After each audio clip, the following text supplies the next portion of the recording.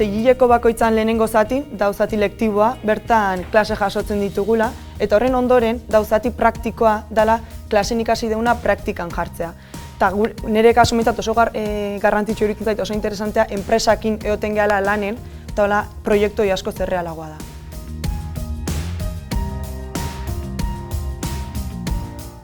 La relación con los alumnos y con la universidad fue muy buena, fue fluida, fue flexible, fue rápida y fue muy enriquecedora. Los alumnos hicieron muy buenas propuestas, frescas, que es lo que buscábamos nosotros, y la puesta en escena con las imágenes que nos presentaron, el trabajo que había por detrás, realmente profesional. Había un trabajo muy profesional y mucha dedicación y valorable. Para nosotros fue muy enriquecedor por la cantidad de ideas nuevas que surgieron. Laugarren mailan gradu amaierako proiektua burutze dugu, eta gure kasun DBZ Diseinu Berrikuntza Zentroko ikerketa talde baten gaude, ordunantzako proiektu bat burutzeko. Laugarren mailan proiektu errealak burutze ditugunez, lan mundua gertutik ezagutze dugu.